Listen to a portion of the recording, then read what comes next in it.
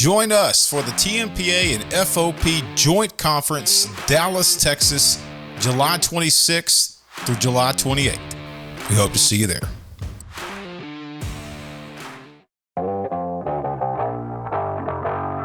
In February of 2019, whenever I saw a sheriff's office employee working on the sheriff's personal Polaris. And I knew the instant that I saw that, I had to report it. I was fired on July 3rd of 2019. They didn't even just leave it at termination. They gave me a dishonorable discharge. Welcome back, Blue Grit listeners, watchers, voyeurs. Hope you all had a wonderful Christmas, New Year's, a good 2024 kickoff. I'm your host, Tyler Owen.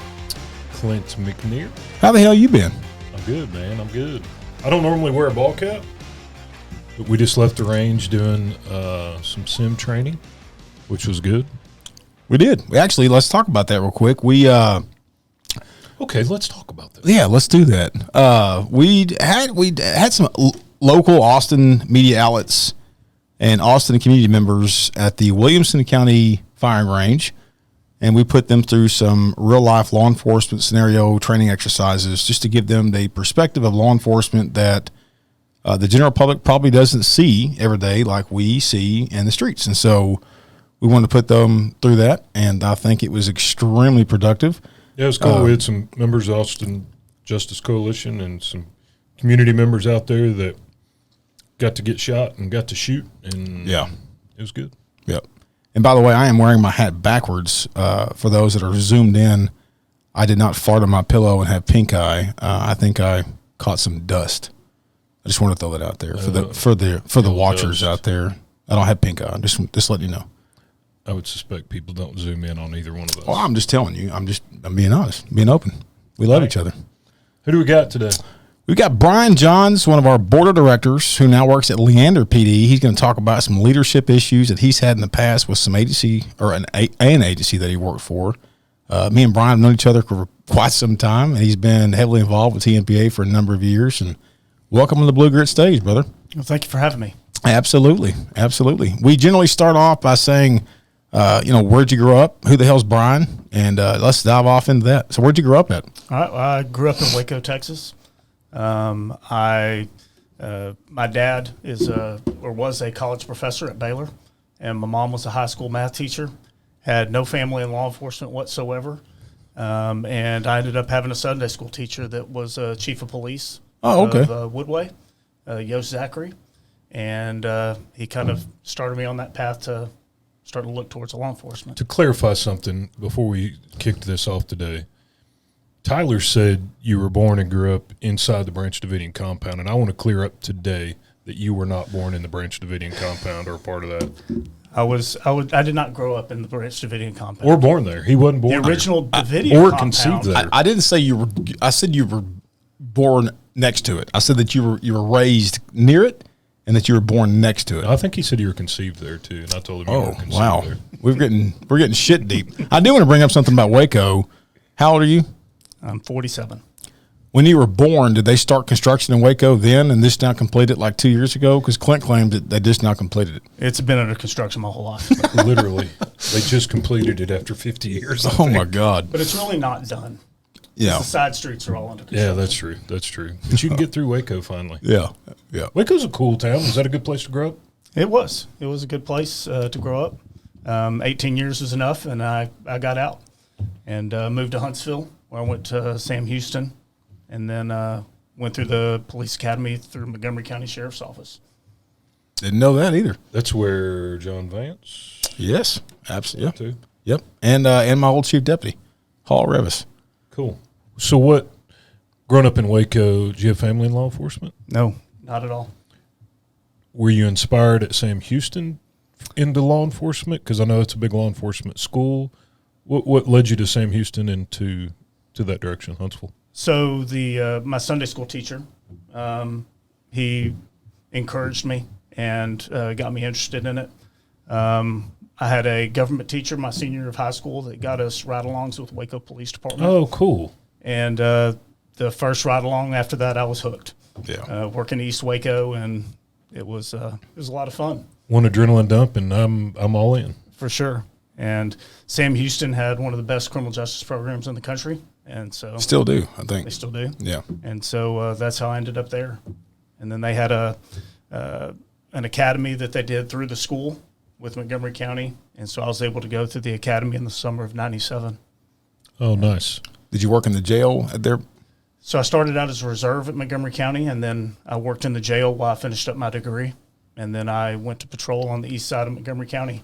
So many times we've had guests on the podcast that have either been in the reserves, Explorer program, and worked in the jail. Talk about how important it was, or the benefit that you saw across your law enforcement career of working in the jail, and how it developed you as a law enforcement officer, and just how beneficial it was.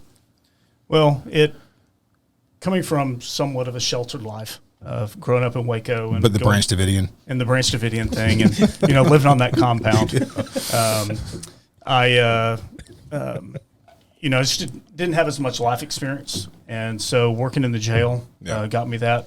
It helped me to be able to talk to people. All the crooks that dealt with in the jail were the ones that we dealt with out on the street. Yeah. Well, and they come in drunk, and they come in pissed that they're in handcuffs. And as a young person working in a jail, you learn very quickly how to communicate, how to effectively communicate, how to mitigate issues, because you're stuck with them. The officer gets to book them in and leave. You're stuck with them. And I think it's a good starting ground oftentimes for people to understand how to navigate and communicate with people that are not happy to be with you. Yeah. Right. Yep. What's weird is your career parallels John Vance. We had a retired Texas Ranger on recently. Went to Montgomery County, was going to college. He was working in the jail in Montgomery County, and then left to go DPS. Go to DPS. But his career that's a cool that it parallels it very, very similar. Yeah. Well, and I think it's a testament, really, of Sam Houston's legacy with Texas law enforcement, of how many people go there and have graduated and still serve today. Yeah. So you're working at Montgomery County in the jail. You were reserved, then now you're working in the jail. Dive off into kind of where you went after that. So the sheriff had told me that I wasn't allowed to go to patrol until I had my degree. And so I got my degree and tested for patrol, got number 1 on the list. And they'd slotted me to go to the Woodlands. And I did not want to go to the Woodlands. And so that was like a district within Montgomery County? Yeah, it's its own little city. Okay. Probably less opportunity for big action in the Woodlands than some other areas. Yeah, I mean they have their fair share, but I wanted to get a lot of experience really quick, and so I ended up trading with another guy, and he went to the Woodlands, and I went to East Montgomery County, over around Splendora and New Caney and Humble, Kingwood area. And the sheriff told me whenever I went out there, you're going to get 10 years worth of experience in 2 years, and he was right. It's a little sporty. Nice. So, Deputy Academy while you were in the jail, going through the academy, or while you were in school? Is that right? Yeah, so while I was in school, I went through the academy, and I didn't start working in the jail until after. Through Montgomery County's academy, they run their own? Correct. In conjunction with Sam Houston, yeah. Oh, nice.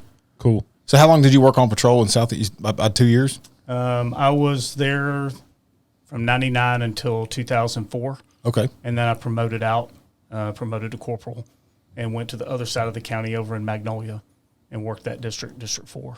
Explain, for those that don't know, transitioning from a patrol deputy to a supervisor, and sounds like you were young still. You're probably, 26, 27?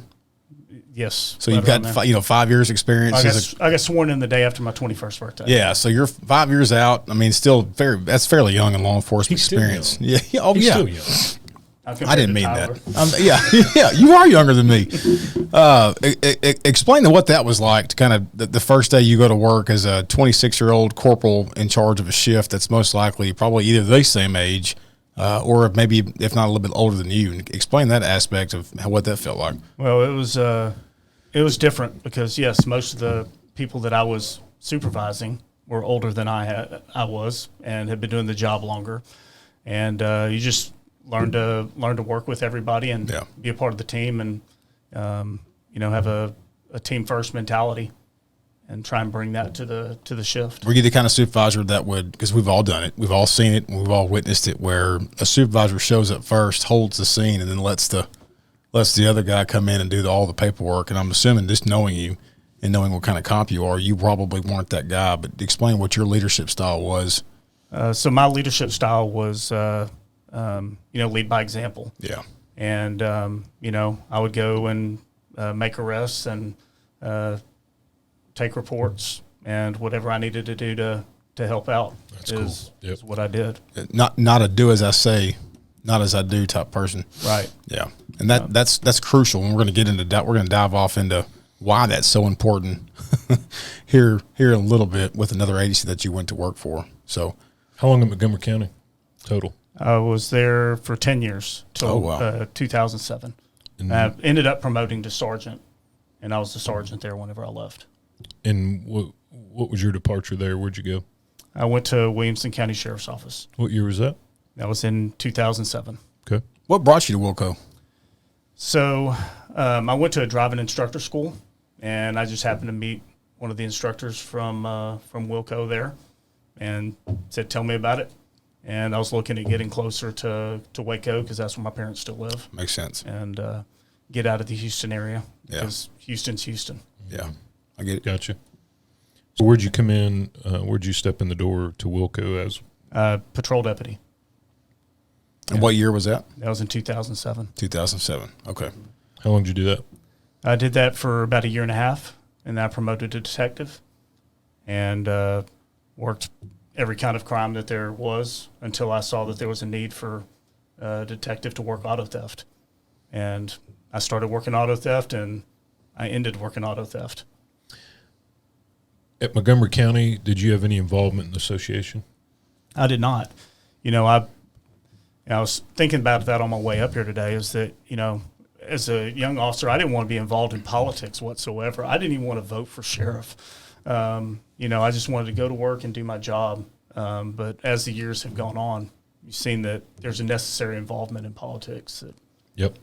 Yeah. That's probably the number one answer, is that I don't want to be involved with politics, or I don't believe police or politics should be in police. But the reality is that it is, and it very much is within the department, outside the department, just like the event we did today. If we're not involved with politics, then who the hell is? If nobody's speaking for us, then we don't have anybody speaking for us. You know, you're relying on the politicians who don't know what they're talking about. Exactly. Well, the best analogy I've heard is you can be involved and have a seat at the table, or get served up on the menu, and not have a choice. Yeah, that was Joe Gamaldi, if I remember correctly. Yeah, better to be sitting at the table dining than on the menu being served. Yeah. So, left Montgomery County, came to Wilco, started as a patrol deputy. How long were you here before you started some involvement with the local association? So I became president in 2014. Part of that, just a member? Yeah, I was always a member. Even in Montgomery County, I was a member of the local. They had gotten civil service at Montgomery County. And in fact, because I wanted to be a member of the association, I had to join the other guys. And so I was a member of the other guys for a period of probably 5 or 6 years before I came back to Tmpa. We're glad to have you back. Thank you. It's good to be back. So when you came to Wilco, you joined the local, hung out for several years, and then the first time you ran was as president? Yes. So start big. Go big or go home. Go big or go home. We actually, in 2013, there was a bunch of pay issues that had come up, and the president ended up promoting to sergeant. And we had one of our bylaws was that a sergeant couldn't hold a board position. So he stepped down, and the vice president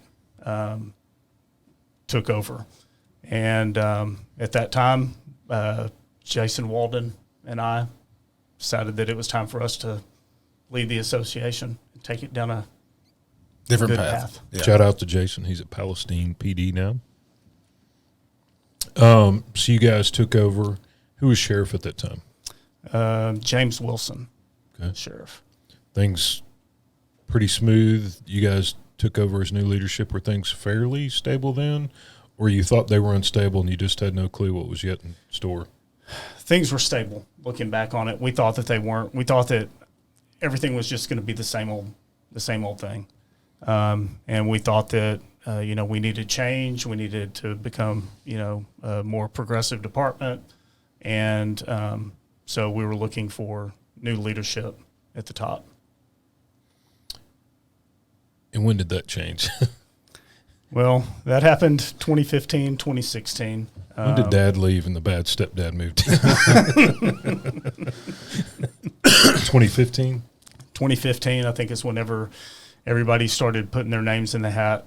And there were 5 people that were running on the Republican side for sheriff. One of them was one of my lieutenants. And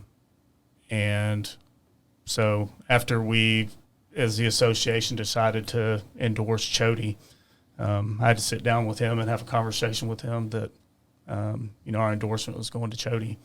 And he ended up winning the Republican nomination without even having to have a runoff. Wow. Chody did? Chody did. Oh, wow. That's huge with that many people on the ticket. Yes. Golly. But he had also, we can edit this out if we need to. He was financially able to fund his own campaign because of a lottery hit. Yes. He was a former APD guy. So he was, it wasn't like this was just some normal person either. No, and he was the elected constable at the time. Right. And so he had already laid that groundwork, and, he had started putting his name out there again. And, he funded his own campaign. And so. And when you have a endless supply of funds for your campaign, you can do a whole lot. Yeah. You can. Yeah. So I've never worked in a sheriff's department. I've taken 5 bazillion calls from sheriff's departments in the last 13 years, but I've never been a part of one. How fast, like we have 2 counties up in my area that every sheriff change, January 1st, our phone blows up because they don't get rehired. And I know there's a lot of politics that goes on, but how long was the honeymoon phase before you guys began to realize we thought things were bad before, this is a train wreck? It lasted almost 2 years. The honeymoon? Yeah, about a year and a half. And, things were, they were chugging along good. Association and him jiving okay? We got along. We had meetings all the time. He called me. I called him to discuss various issues. And, like I said, things are going good. Then the arrogance just got to him? So some people call it the case of the rabid raccoon. And he came into work one day, and a rabid raccoon call had been holding for over 24 hours, and he completely and utterly lost his shit. Oh, I thought you were kidding. No, I'm serious as a heart attack. That was the call? That was the call that pretty much flipped the switch. And to when they just started hammering down on everybody. Nobody's doing their jobs. And wow. And working at a sheriff's office, to your point, it's not like working at a police department where you and I both have experience, and you do now too. It's a different environment. It's almost like working under a king. That's the best way I can describe working inside a sheriff's office, is being under a king. Kiss the ring or pay the price. Yeah, that's 100% the way it is. I shouldn't say every single sheriff's office. I should say a lot of sheriff's offices in Texas. No, because we have some damn good ones. Like Atascosa. Sheriff Howard. Yes. Where? Say it one more time. Atascosa. I said it on record. I've been practicing day in and day out. Atascosa Sheriff's Office. Sheriff Howard. And several other sheriffs out there in Texas. And not every sheriff's bad. Even the ones that I don't care for aren't horrible. But it's like they get this arrogance about them, but it's almost like you work for a king. And it's just like you said, it's like kiss the ring, right? So, like, I understand where you're coming from, or that flip the switch, or they just walk in one day, or they just get lazy where they don't show up to the office and everybody else is supposed to be working, but then they get upset when they think that you're not, but they're at the house, partying and doing whatever they want to do. And it's just, it's just not a good mindset and not a good place. It's not a good workplace environment to work at. Right. It's horrible. So I know we discussed earlier we're going to do an episode on this specific, but to talk peripheral about it before we get Jason down here and dive into that as a whole, what do you know now that you wish you had known then as far as association leadership, guidance? What is there anything that you look back and think, man, I wish I had known, or I would go back and press harder here or not press harder? What do you, in general, what did you learn, or what do you think would be beneficial for others to know that may have a similar chief or sheriff like that? Well, so I started coming to Tmpa conference. I think 2014 was my first one. And one of the things that is harped upon is you need to build your relationships with your elected officials. You need to build your relationship with the community. And so we started off, and we were doing that. We were having meetings with our commissioners, court members, and a lot of times it was like ramming our heads into a brick wall. And whenever we took over the Deputies Association, we wanted to start a PAC. Well, then we started looking at bylaws and IRS status and found out that we were in default and we're not pretty much a non-existent organization. So we ended up having to do a lot of work behind the scenes in order to fix that, so that we could start up the Political Action Committee, so that we could have that tool in our toolbox in order to be able to influence. And I'm glad you clarified that. For our non-associated people that aren't involved in associations a lot, he said a PAC, not a pact, forming a pact like a Pinky's Promise Pact. Yeah. A PAC is a political action committee that gives an association or anybody that files to have a PAC a voice on the legislative side. And there's guidelines and so many strict outlines of what you've got to follow in order to have that PAC, because it's needed, and everybody's got to follow those. And so you guys got a PAC, started building political capital, and for our listeners, political capital, and for our association leaders out there that are new in the arena, what he's talking about is, if you're going to affect change, but you don't know who's on your city council, you don't know who your county commissioners are, you don't know who's out there, it's hard to affect change when the leaders don't even know who you are. And you build your friendships and your relationships, your political capital during peace. So when nothing's going on, that's when you build your relationships with community activists, with business owners, your county commissioners. And then you have a friendship and a relationship that if something does go sideways, you've built a relationship of trust where then you can try and attempt to tackle. But you build that political capital and you store it in the bank, and then if you need to cash out a little bit, you've got it in store. And there's a lot of times people don't want to put in the sweat equity to build those relationships. And when you're bankrupt, you don't have anything to spend. Yeah. Did you have a strong involved board, or was it kind of you and Jason trying to, and I'm not setting you up for a bad answer. A lot of associations, because of apathy, a lot of times, it's one or two people trying to run a 300 or 400 man association, or 300 or 400 men and women in this, but they all have families and part-time jobs, and so it's usually one or two people trying to keep the thing float. Or did you have a pretty engaged board? Was there? Yeah, we had at least our board. They were dedicated.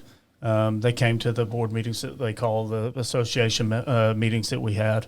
Whenever we needed to be responsive, they were. But it's just like any association board. Unless there's an issue at hand that usually has to do with pay, then you're only going to have a handful of people from the board that are heavily involved in that. And you guys had a good turnout when needed. I emceed a candidate forum there at the end, working to get the new Sheriff Gleason in, and you guys threw together a really professional candidate forum, had a good turnout of community and candidates. Well, that wasn't me, but I was gone by that time. Well, we can talk about that too if you'd like. But the organization, the association in general, went through some damn rocky times, but it survived, came out the other end, and even with Chody weaponizing another association as a front to try and counter what you guys were doing, it still remained cohesive and was still a viable organization, which sometimes doesn't happen. Right. It's surprising that they stuck it out, stuck together, even after Chody kept firing association presidents.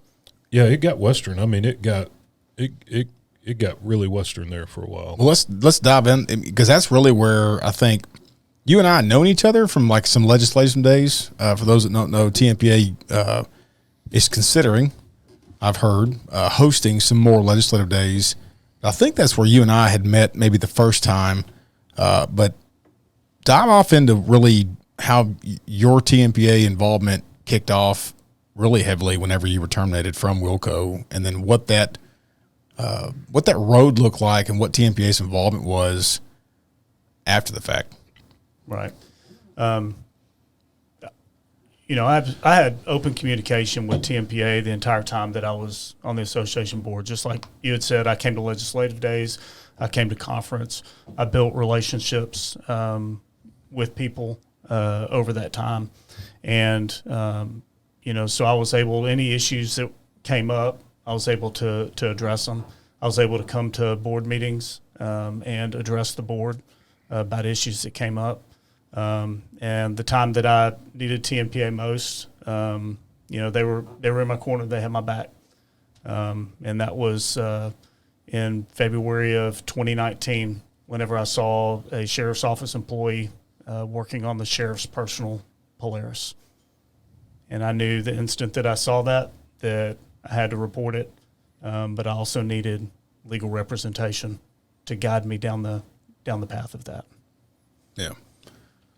Well, and there was so much going on at the end that all of you guys weren't just association members. Y'all were quickly kind of becoming whistleblowers because of the criminal conduct that was, a lot of it was being blatant in front of everybody. And so it wasn't just a commitment that I'm an association, I represent the masses. I'm a friggin' whistleblower. I'm watching criminal activity that I have a duty to report. That's a hell of a predicament for people to be placed in, reporting your boss. Right. And especially the king. Yeah. And talk about the situation, because some people don't know, because it's been so many years from now. Talk about the climate with the introduction, because we can continue this with part 2, but the live PD introduction, and really that was the demise of Chody, in my opinion. That's really when Chody began the downhill spiral, his ego got in the way. So if you want to kind of talk about the live PD intro, how it affected your department, how it affected Williamson County as a whole, and the safety of the citizens, and what all went into that. Well, Chody decided that he wanted live PD to come in because he thought that it was going to be good for the department. He wanted people to participate. He wanted, to have just like it is on TV. But what he found is that no one wanted to participate from the department because we weren't built like that. We wanted to come to work, we wanted to do our jobs, and we wanted to go home. So ultimately he ended up finding people that would do it. And some people were hired that had some questionable backgrounds, that they came in, they were on live PD, and they made it work for them right up until it didn't. Well, and when you say you guys weren't built for it, you wanted to come in, do your job, and go home, you're not saying you guys weren't coming in to protect citizens and put criminals in jail. You guys didn't want to come in and be prostitutes or be puppets to go pervert justice for entertainment purposes. That's exactly right. And ultimately, unfortunately, sometimes you watch those police shows and you can tell guys are hamming it up for the camera or doing stupid stuff on camera. And that's the downfall of some of those shows, is not everybody's built to be able to not juice it up. And the downfall of some of those shows and there's a bunch of examples we'll get into when we do part 2 of this, but Lady Justice isn't something that was meant to be prostituted out, and unfortunately that's where that led. Right. And people with character and the duty to serve honorably to their community didn't want to be a part of it, and there was a whole lot of you guys.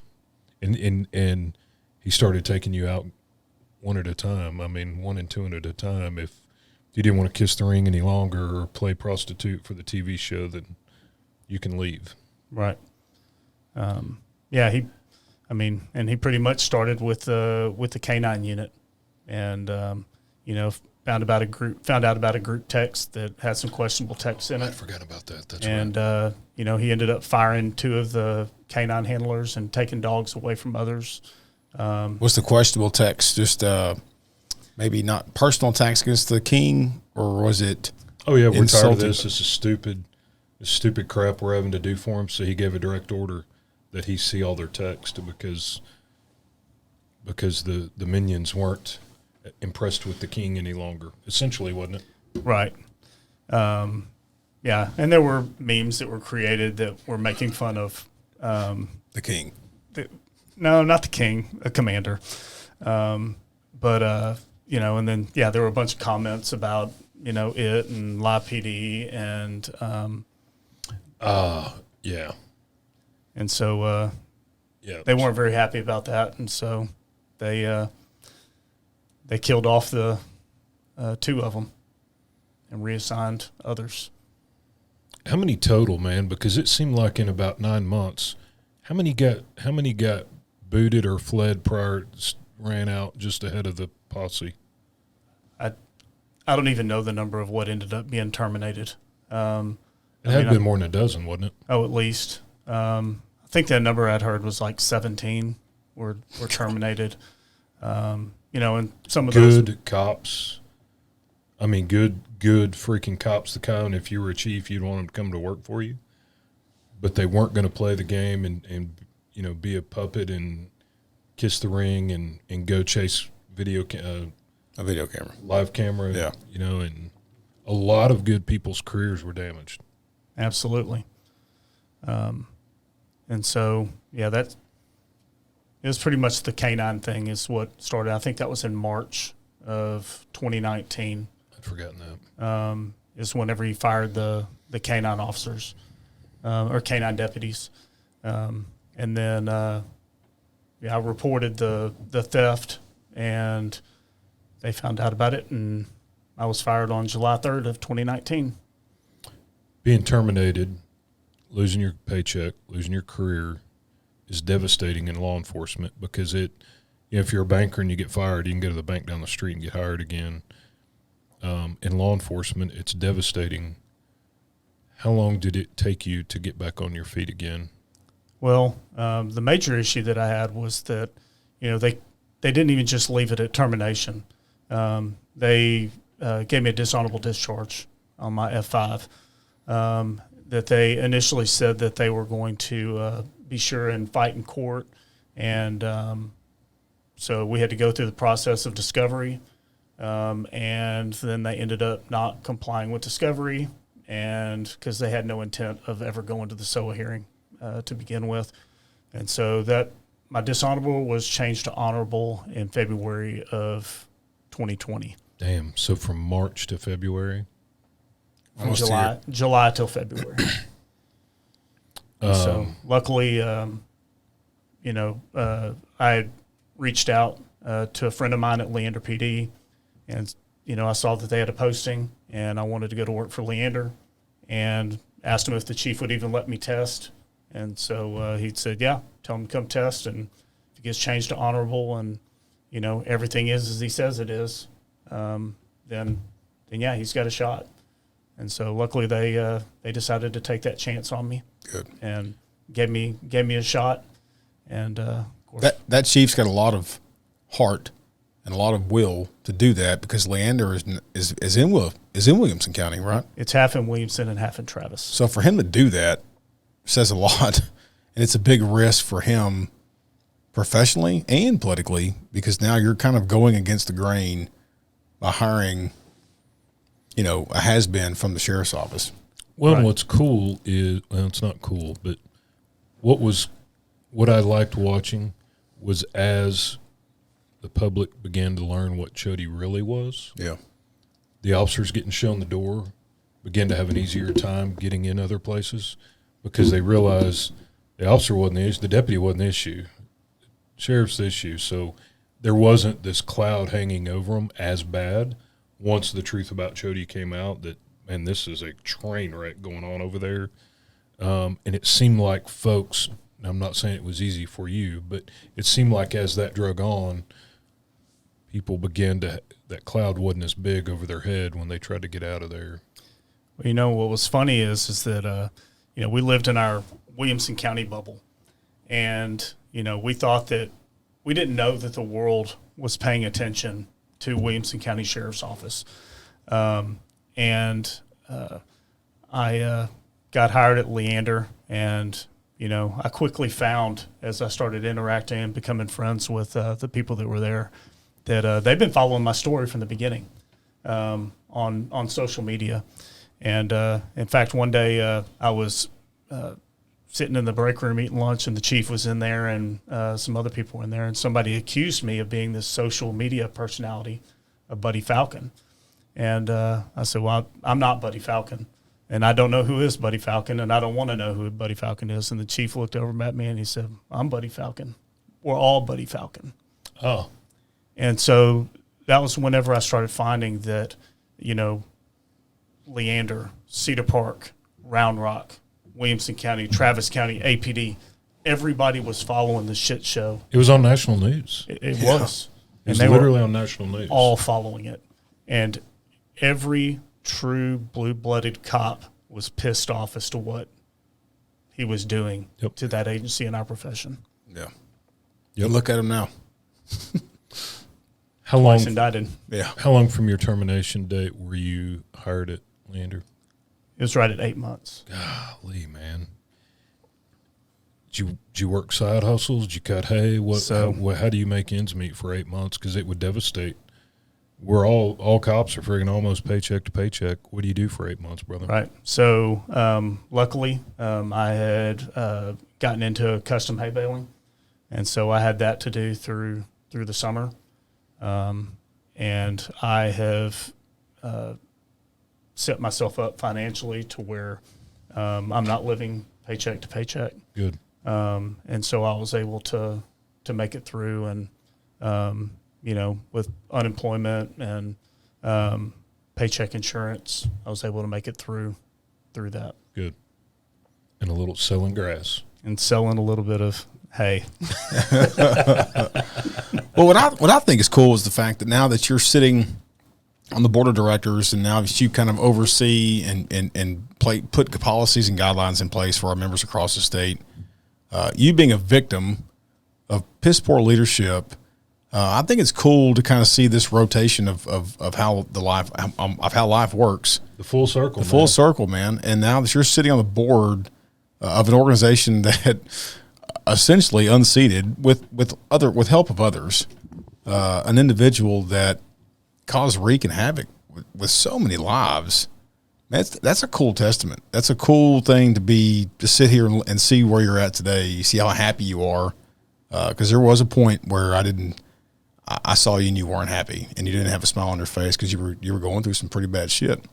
So kudos to you, man. I know I appreciate it. Clint appreciates it, but our members damn sure appreciate it. And I think it's a scar that our members can kind of resonate with, because so many times, just like I told you, working for a sheriff's office, I understand where you're coming from, and I understand where other members come from that do work at poor leadership sheriff's offices that are ran that way.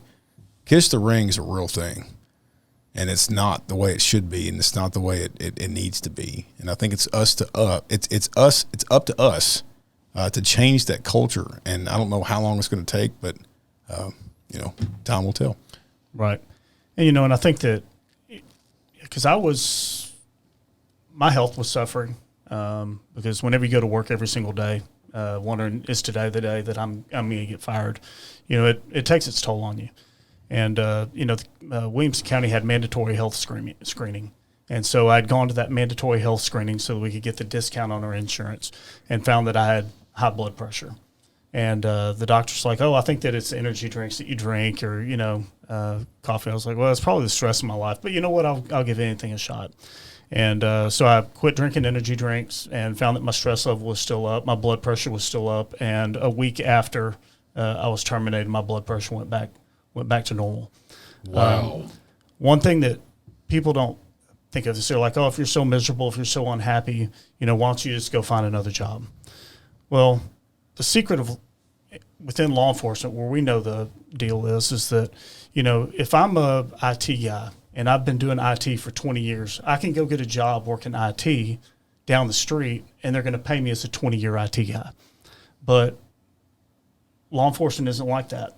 And so I can't go over, to Round Rock or to Leander or to anywhere and, be paid what my experience is worth. And that's something that's been failing and why officers are stuck. Well, not even that. I mean, other professions typically have that same schedule, 8 to 5, Monday through Friday. And you had been there for quite some time and built up a tenure where you were probably Monday through Friday, you were in CID. So why give that? I mean, why give that up and then have the risk? So I understand where you're coming from and I understand what the point you're trying to make, and I think others will too. Right.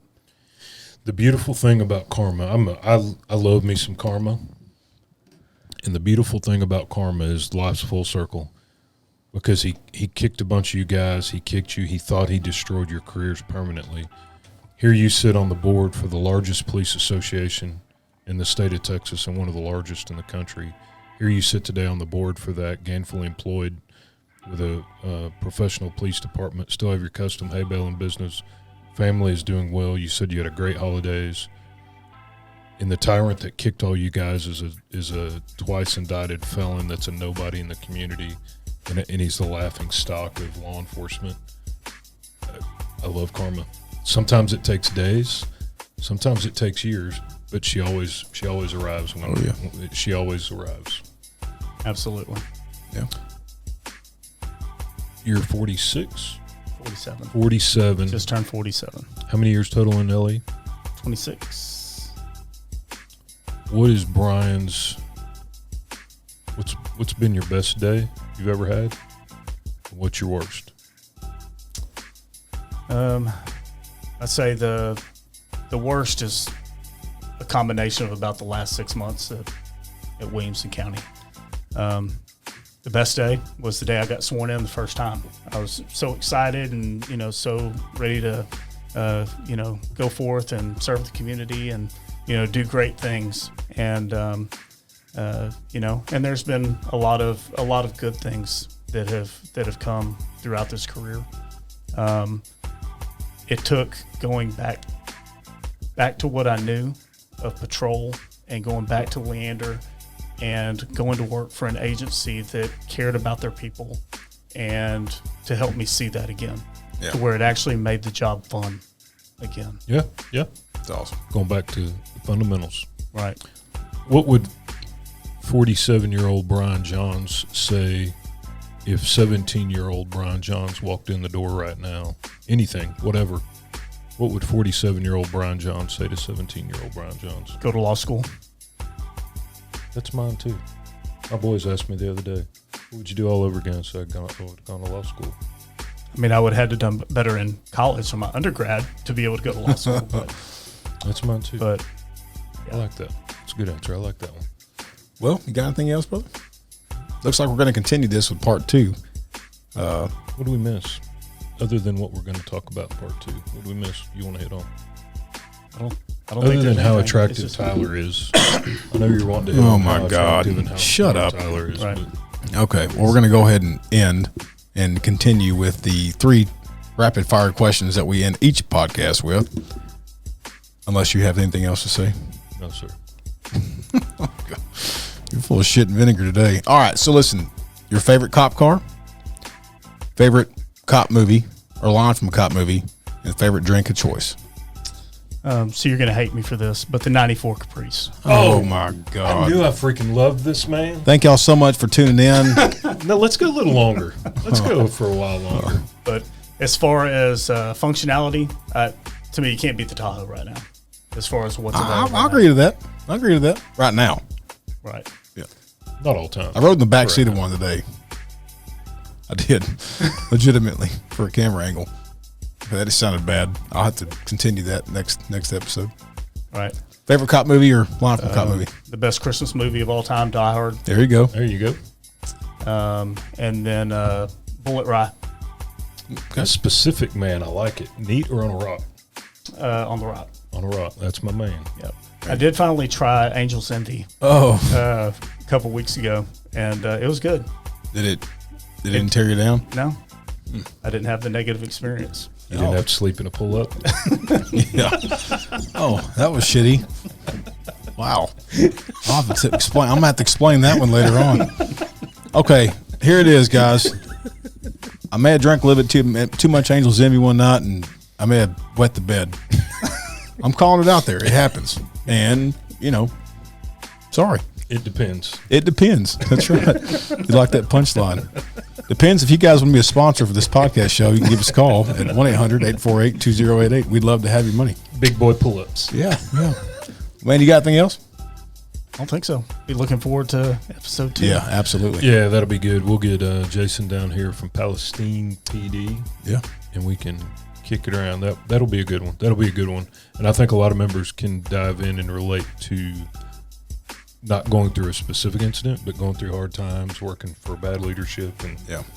And man, what hit home with me when you said your best and worst days, because sometimes it's like, my worst day was, my death or whatever. And dude, when things are toxic at work under a toxic leader, there's not much more worse on your body, like ulcers. And I mean, the stress is freaking real. And I know that it's going to resonate when we talk about that in part 2 with a bunch of people. Is the stress is real. When they call us, they're in a crisis. When it's your paycheck, your career, feeding your family is on the line, that's a crisis. Well, because you have to put this face on when you walk through the door. Your kids don't deserve to be treated like shit. You know what I'm saying? Or because the you're no citizen on the different than. call. Yeah, exactly. So, yeah, it's just it's a domino effect. Really, is what it is. Yep. You got to put this fake face on at work that everything's fine. Then you got to come home and put this fake face on that you're this great husband and great dad. And it's just a bad situation. Yep. So anyway, Part 2. Stay tuned. Part for 2. Part 2. All right. Well, hey, you guys stay safe out there. God bless you. You got anything else? Nothing else? Nothing else. Going once. And God bless Texas. I guess we're out. We're out. Bye-bye.